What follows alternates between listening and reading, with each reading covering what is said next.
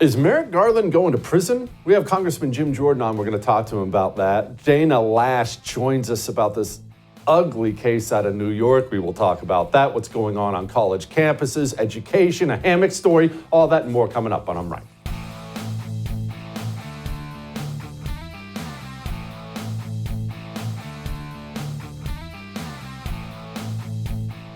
Okay, we have a lot of guests on the show tonight, and we have a lot to tackle. We're going to tackle the Attorney General of the United States of America. We have a congressman here. We have a legal case. Someone's going to prison for a long time. I mean, there's so much heavy stuff on tonight's show that we weren't sure where to begin. Right? We weren't sure where do you begin on a day like this, but we figured it was only appropriate to bring you some pretty heavy news that's out there.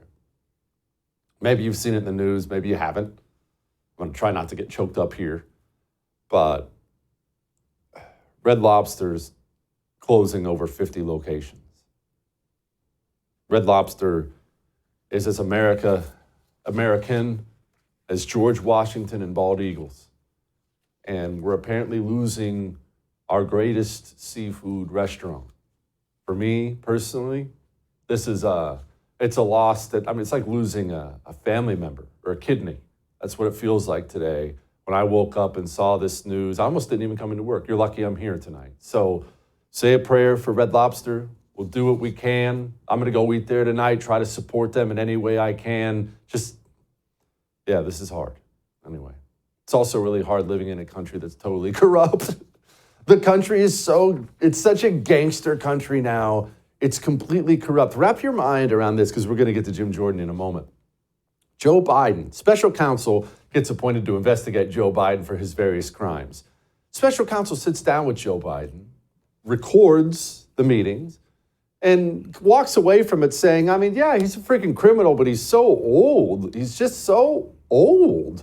And his memory is so bad that, he committed all the crimes. We know he committed the crimes, but we can't charge this guy. He's so old. Look at him. He's old. That's essentially what Robert Hur said after the whole thing. So the House of Representatives, the Judiciary Committee, is obviously quite curious. What's on those recordings? We have transcripts, which they lie about all the time, but what's actually on the recordings? What did Joe Biden sound like? How old do you have to sound to avoid getting charged with felonies? And so Jim Jordan has been trying to get him. Merrick Garland, the Attorney General of the United States of America, just said, no, you can't have him. That's the kind of gangster country we live in now. So let's talk to Jim Jordan about that. Joining me now, great congressman from the state of Ohio. Well, this whole Robert Hur special counsel thing for Joe Biden does not appear to be going away, courtesy of the House Judiciary Committee. You see, Merrick Garland is supposed to give them the recordings. It's a pretty simple request, isn't it? Hey, you have the recordings. We are demanding the recordings. And Merrick Garland is not handing over said recordings as ordered, which is odd. Joining me now, great congressman from the state of Ohio, big cheese on the Judiciary Committee, Congressman Jim Jordan. Congressman, okay, so it just floors me. So the AG just told you what? Screw off? Is that basically what he said?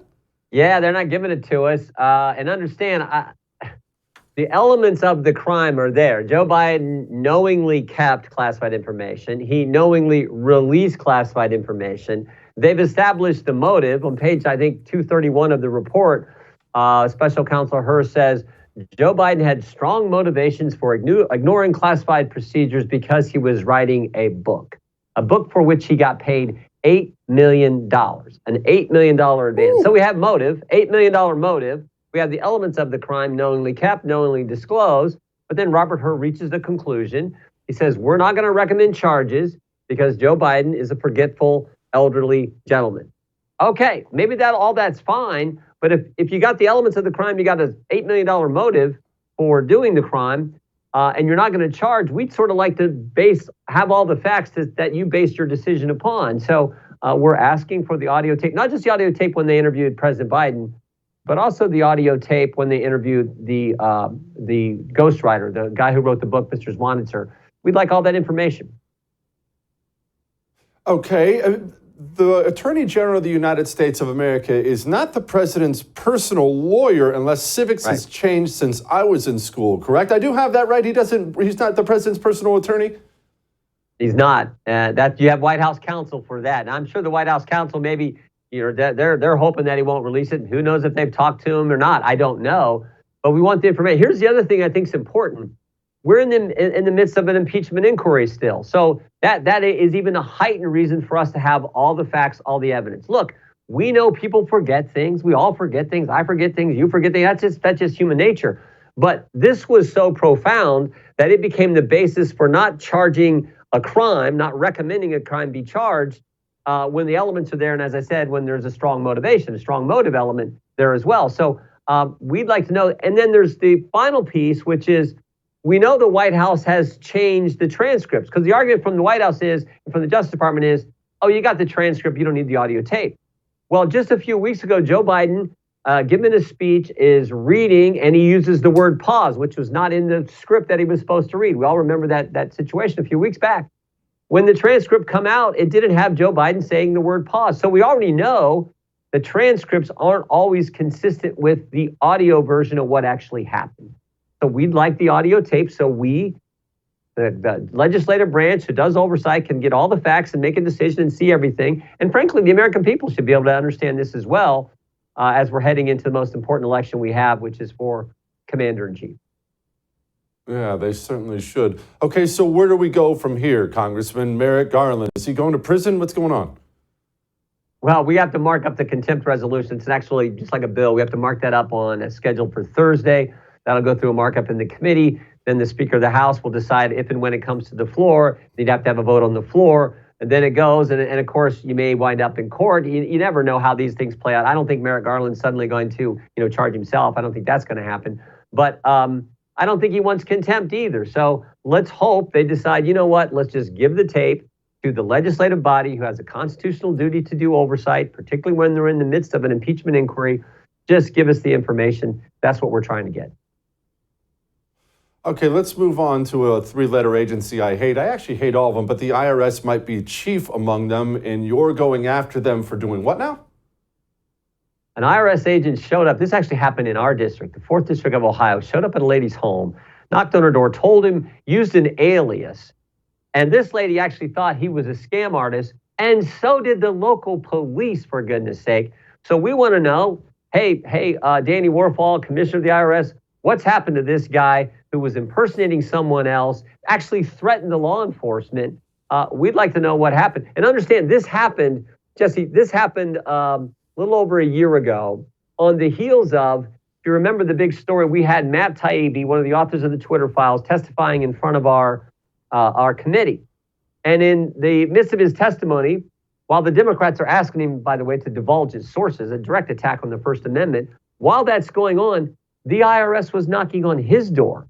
And there's not anyone who's heard that story who thinks that it was just chance, just a coincidence that the IRS is knocking on Matt Taibbi's door at the very moment he's testifying in front of Congress about the censorship efforts of the government. But so those two things, and then on the heels of that, we have this situation in our own district with this constituent of ours. So the good news is the IRS has announced that they will no longer be making unannounced visits to American citizens' home. That's a good thing. But we want to know what happened to this agent who was so arrogant with one of our constituents. We want to know what the story is. Yeah, I'd like to know what the story is too. Okay, Congressman, I'll be honest. I feel a real disconnect between the leadership of the GOP, lots of the leadership of the GOP, and the American people. I mean, we have an anti-Semitism on college campus bill being passed, which is fine, right? No one wants anti-Semitism on college campus. Grocery prices are up 40%. And you hear precious little about that from the Republicans who are supposed to be getting these prices down. What do they not know that people are suffering? I think we do, and I think certainly the American people can feel it in a real way. I say why this election is so important, because what is it, 3 years and 114 days, I think, of the Biden administration, we have literally went from secure border to no border, safe streets, record crime, $2 gas, $4 gas, and to your point, Jesse, stable prices to record inflation. Take your family out to dinner tonight, your middle-class family go out to dinner, it costs you an arm and a leg, for goodness sake. So I think the country gets it, and it underscores why this election is so important. And if we don't win back the White House, we're never going to get the border secure. Prices aren't going to come down. Bad energy policy is going to continue to drive up the price of everything. It's why this election is so important. And I think those four things, the border, crime, energy prices, and the price of everything else, that's going to drive this election. I think it's why President Trump is up in all six of the 7 swing states, and the other one he's dead even. Wisconsin, he's even. He's won the other 6. I think it's because it's why you saw 100,000 people, for goodness sake, in Wildwood, New Jersey.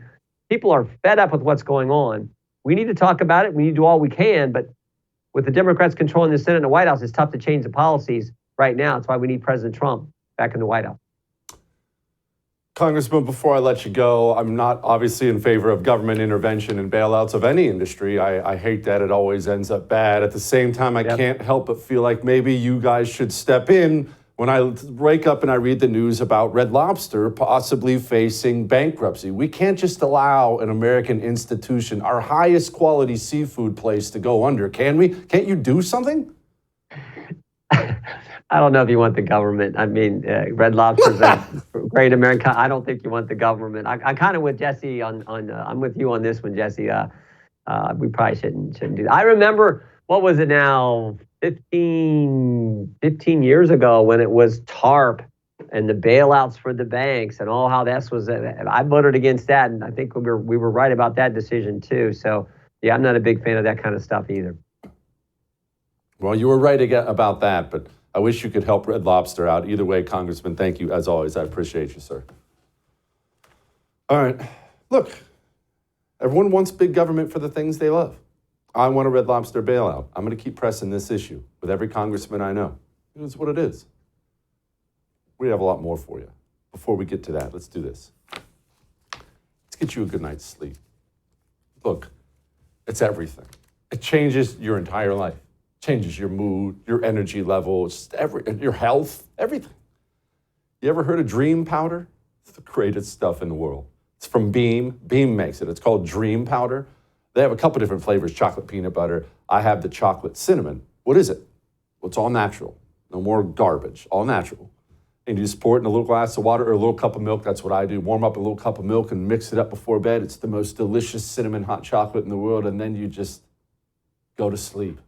But when you wake up in the morning, you're not groggy like you always are when you take things to sleep. Not groggy at all. You just wake up and you're ready to go. It's the benefit of all natural. That's the benefit of Dream Powder. Go get some. 40% off. Shopbeam.com/Jesse Kelly. Go get some Dream Powder. We'll be back.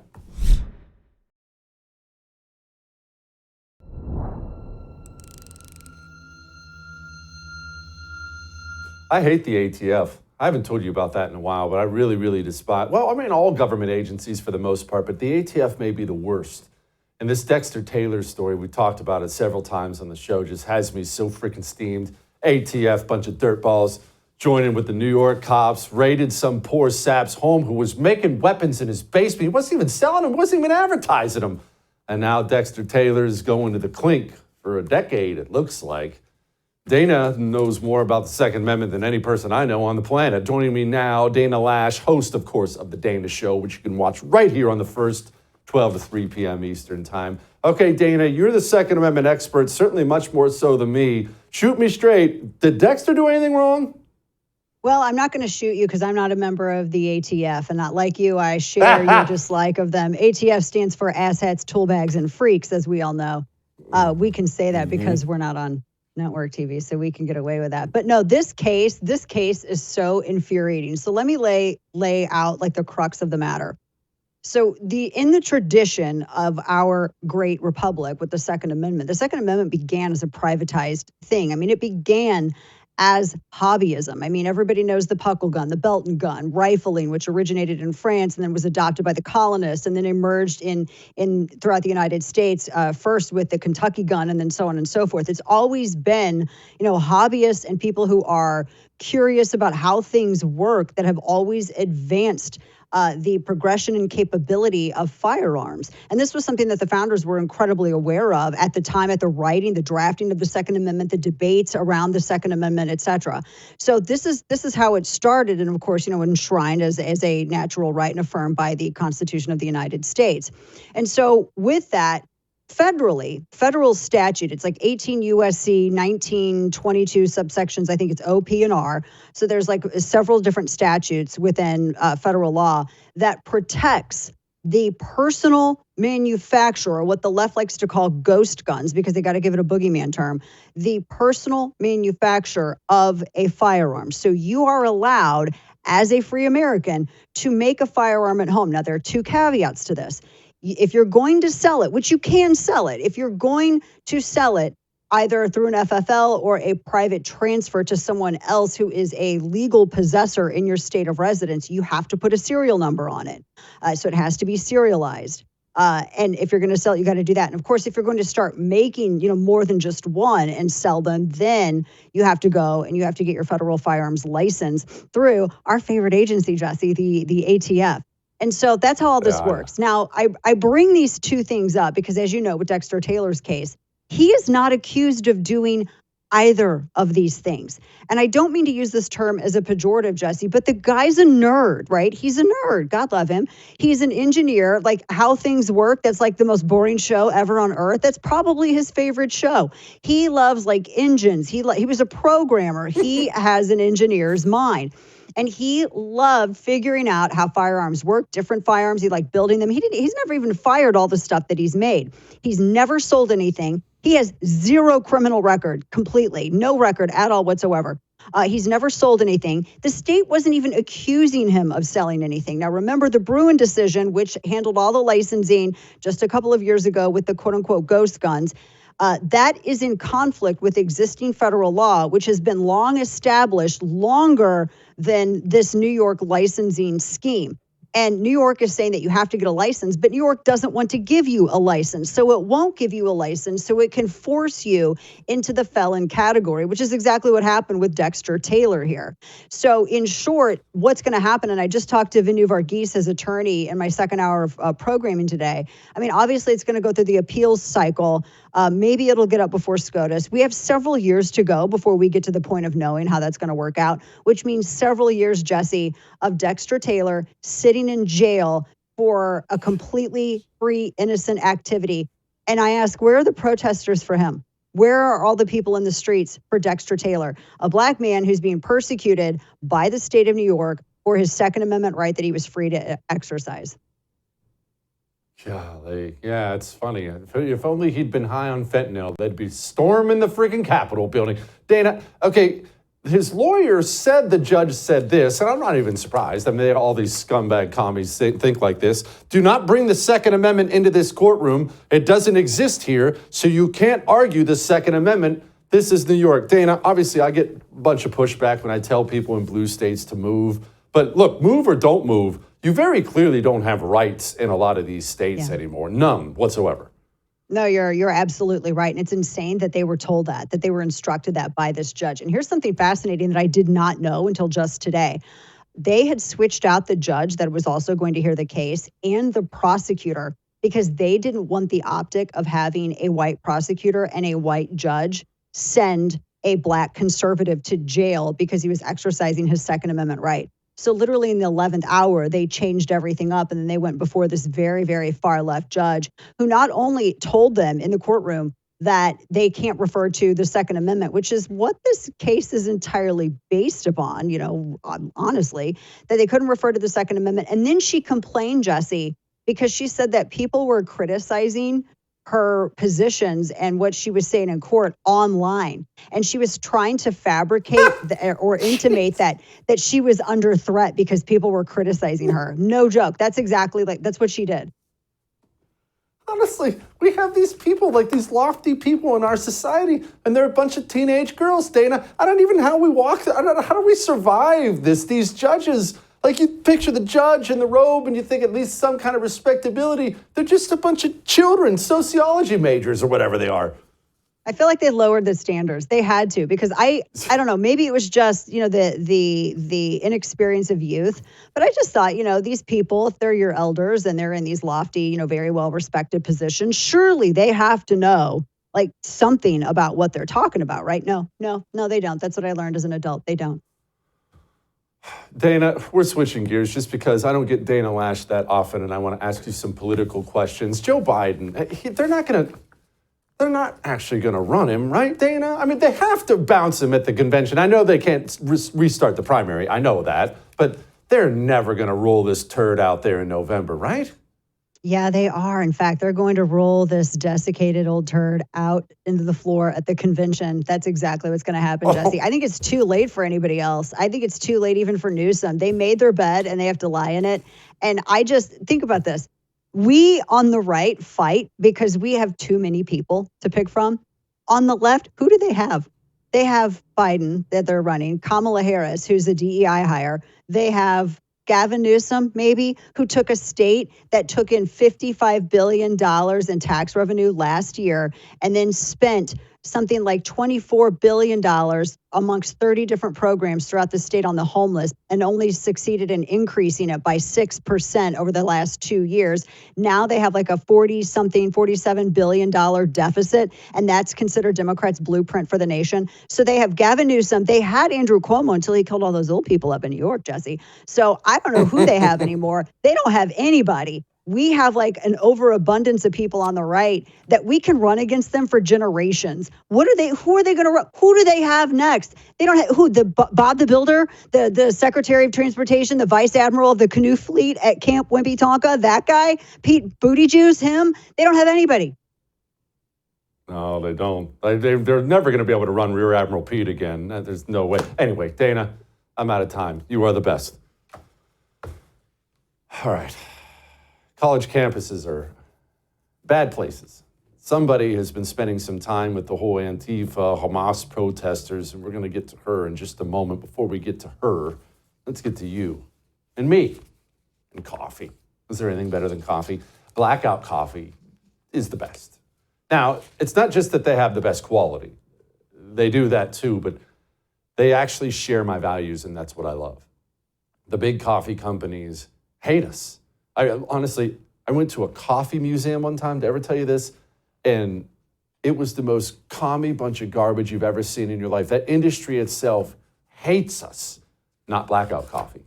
Blackout Coffee talks about things like guns, God, life, America, and they'll deliver you the best coffee you've ever tasted to your front door. They deliver me mine. It's the only thing I'll drink now. You want some?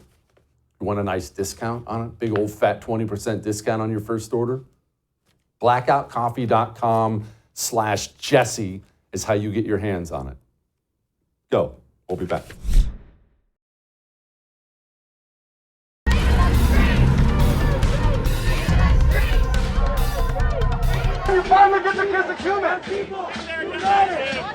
That could be a weapon.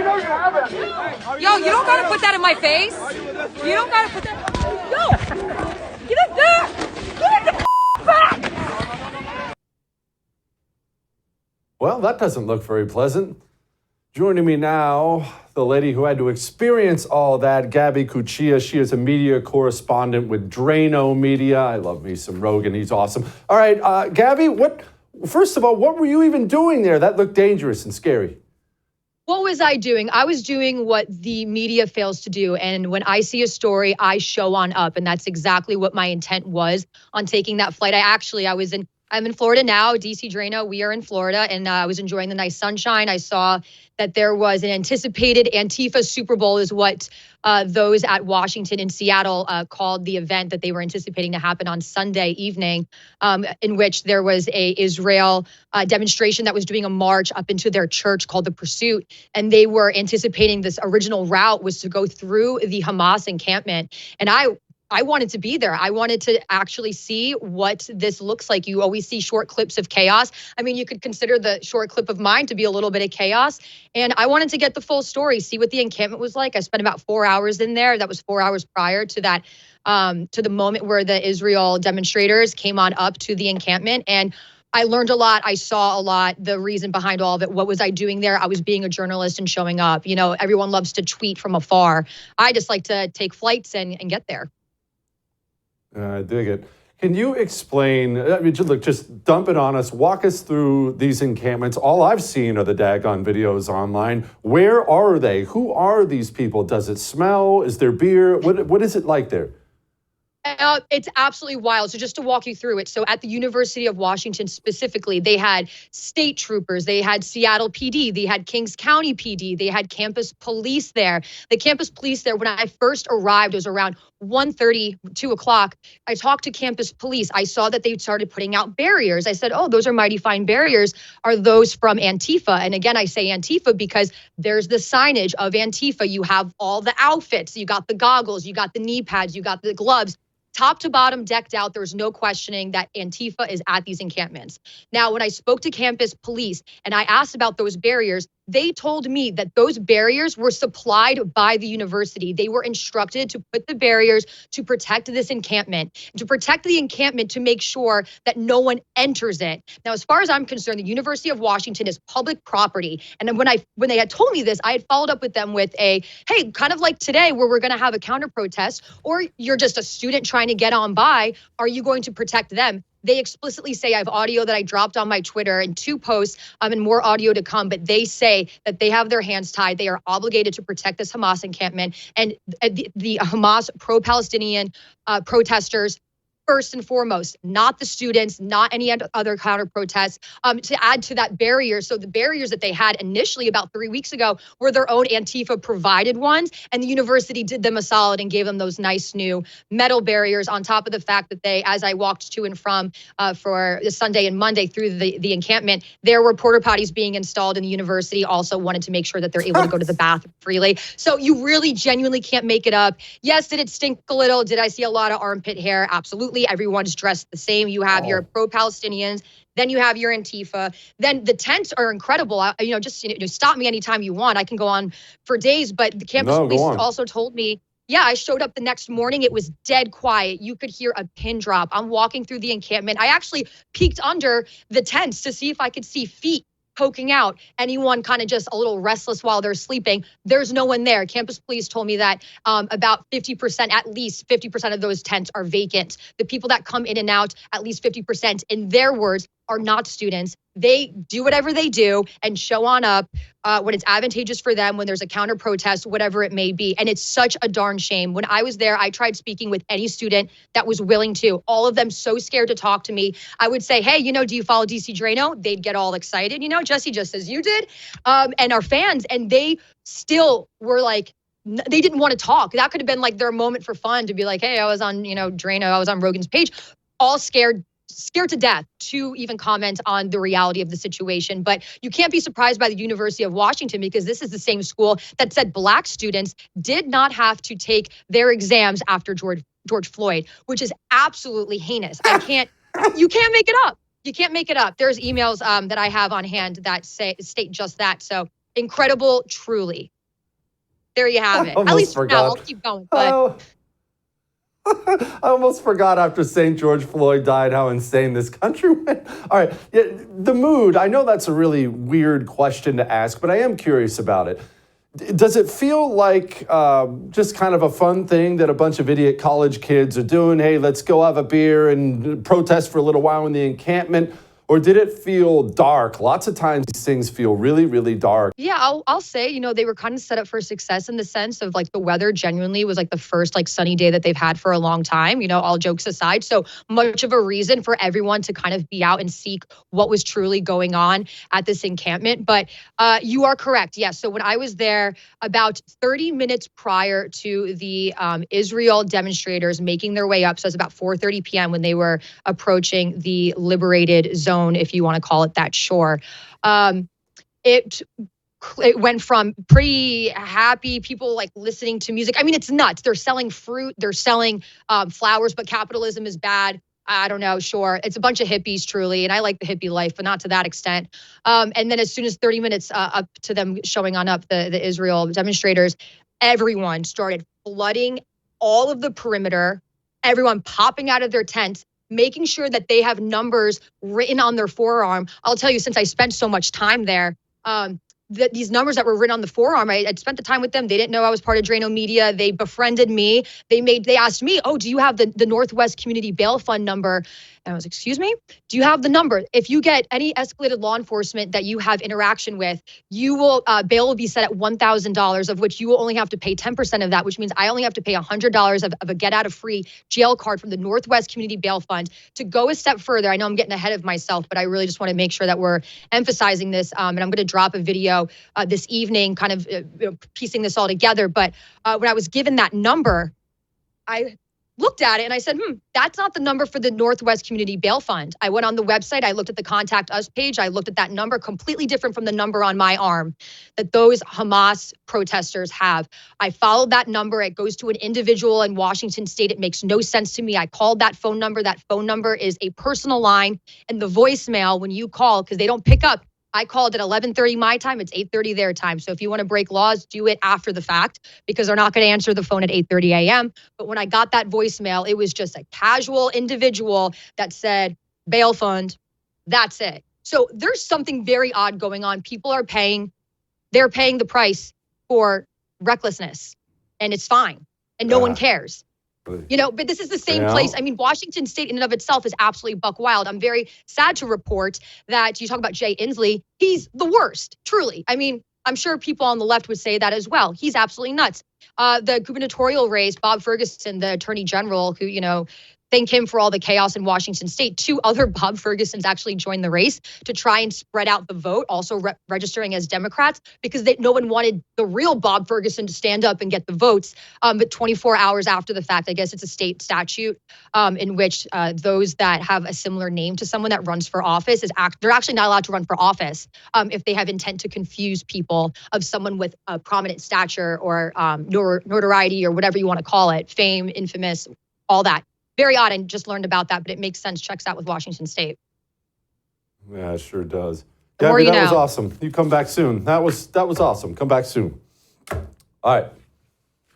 College campuses. Indoctrination doesn't start in college. It starts earlier now. It's too bad. We're going to talk to somebody about that in a moment. Before we do that, let me talk to you about the timeshare you think you're stuck in, but you're not. There's a family business that gets people out of timeshares. It's called Lone Star Transfer. They've been doing this for so long. They've helped over 20,000 timeshare owners legally and permanently get out of their timeshare. You are not stuck in your timeshare. Stop calling the timeshare company. Stop emailing them. You're just going to frustrate yourself. Call Lone Star Transfer instead. A+ rating with the Better Business Bureau. They guarantee it. They put it in writing. They give you a time frame. They will set you free. 844-310-2646. Call them, all right? We'll be back.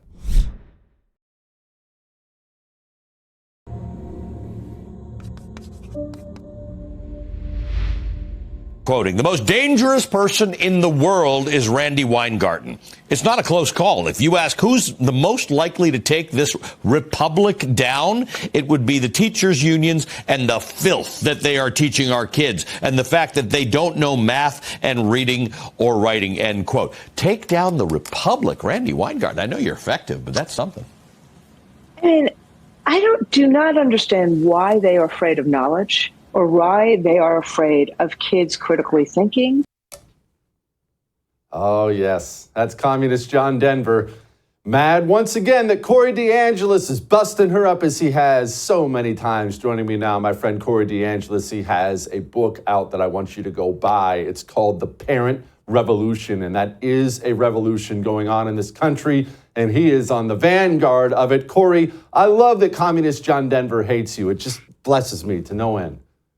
Well, they really stepped in it by fighting to keep the schools closed as long as possible. Randy was calling Trump's plan to reopen schools reckless, callous, and cruel. They were lobbying the CDC to make it more difficult to reopen schools in person. She was even threatening safety strikes. So she overplayed her hand and awakened a sleeping giant. Parents who want more of a say in their kids' education, we should really give her the school choice MVP trophy. In fact, I actually dedicated the book to her for overplaying her hand, showing her true colors, and sparking a parent revolution. And if you want to take Ted Cruz's advice, Senator Ted Cruz on the back, he endorsed the book and he says, ruin Randy Weingarten's day by reading this book. I mean, because she must really feel bad about unleashing education freedom inadvertently and promoting homeschooling inadvertently for showing she's a horrible human being that hurt kids by locking them out of their schools for so long.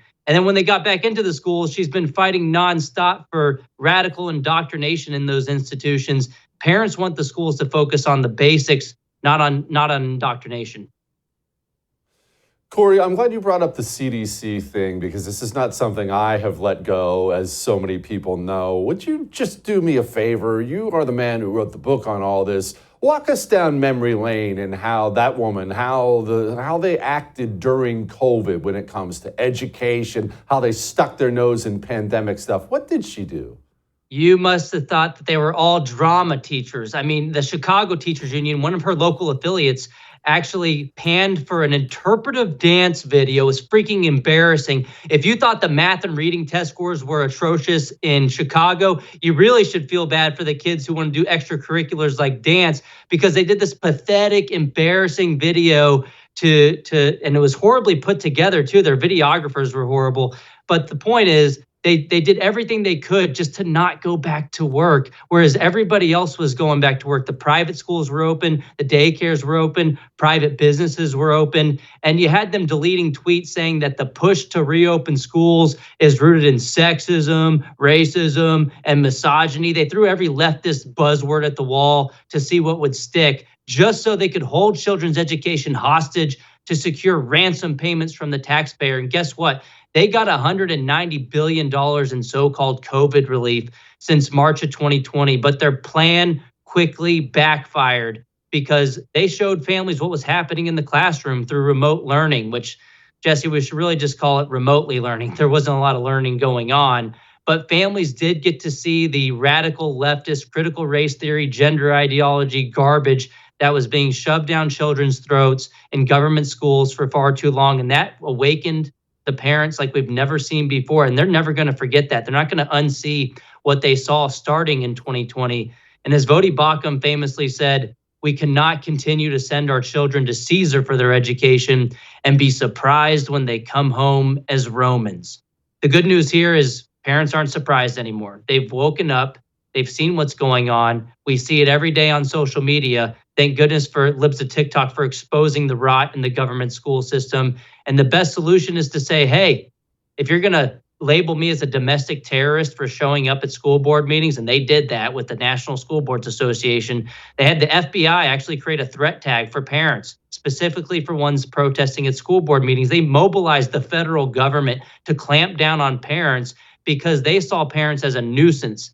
They saw parents as getting in the way between them and indoctrinating their kids with leftist ideology. So this is an important fight. This revolution is one that we're winning. It's one that we have to win because the left almost doesn't even have to have kids anymore, and they can still influence our culture through controlling the K through 12 government school system. They get millions of kids that they can indoctrinate every year for 13 years of their lives for 7 hours a day. And you can't beat that without fighting back to take our schools, without being able to take your money elsewhere, without supporting school choice. And look, 11 states have already done this. They've passed universal school choice. Iowa, Arkansas, Utah.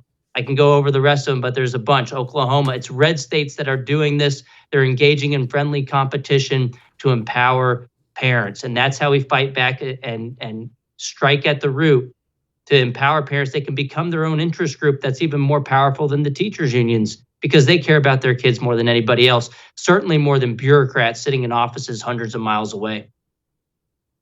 Corey, there are so many parents watching right now who want that kind of thing that you just said for their kids. They want school choice. They want education freedom. They want to be able to send their kids where they want to send them.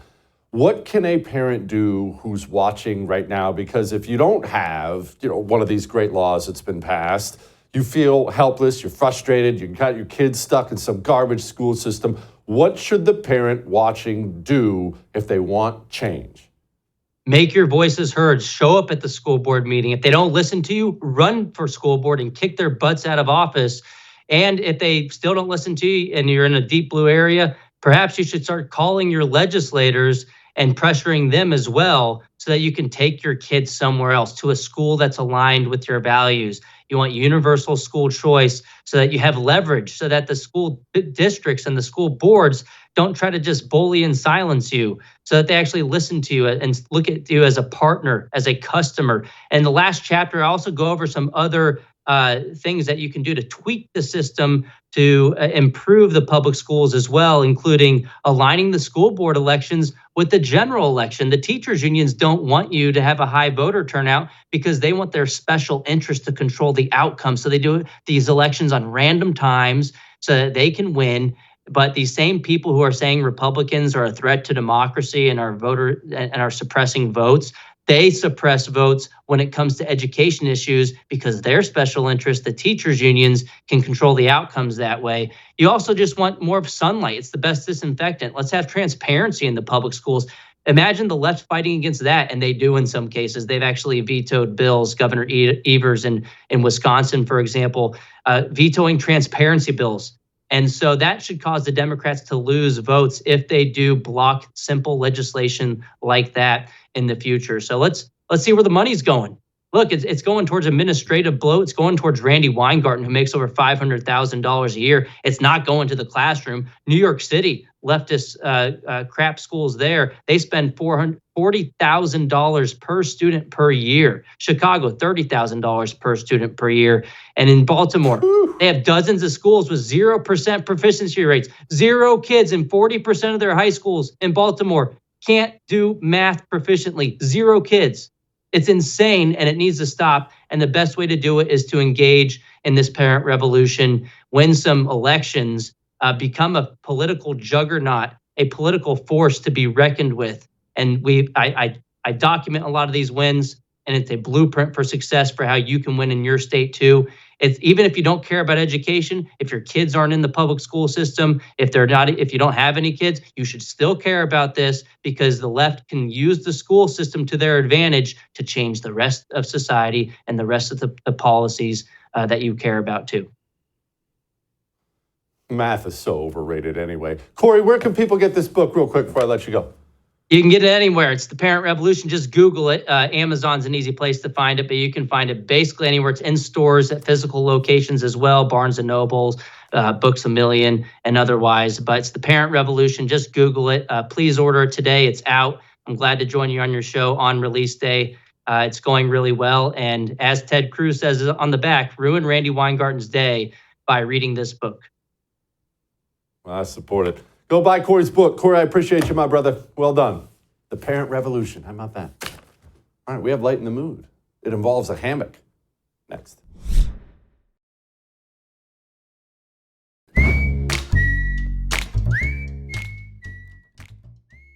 All right, it is time to lighten the mood. And you know what are underrated? Hammocks. I love hammocks. Now, full disclosure, I've had some bad experiences with hammocks, being as how I'm 6'8", and we're using them in the jungle in Thailand, and it didn't work out. Well, anyway, but I love hammocks, and I'm a big supporter of taking a nap in one. And this guy, I support him. I would like to see the sign that says no hammocks. We've got a whole. Where's the no hammock sign? We got a whole list of things. No. I can't see you. You can't see me. If you don't come out of that, I'm not here. Call the police. No. What? No. Oh my god. No. Oh my god. You can't stop me. Well, oh my god. I won't be stopped. Whoa. I said I won't be stopped. You see that? Oh my How god. are you gonna get out of there, man? Yeah? I'm like an anaconda. Oh my god. A little bit. You're gonna give yourself a concussion. No, no, can't I have a have hammock in here, dude. Come on, just drive the bus. Everyone's got places to go. I don't think we can. Can you get down so we can get where we're going? Please? What? Dude, please? I'm staying in the hammock. I'm not moving this bus. You know what? There's AC in here. Dude, get I've got down. snacks. I'm not getting down. Get down. The bus is not moving. Get until you down. get Get down. We have places to go.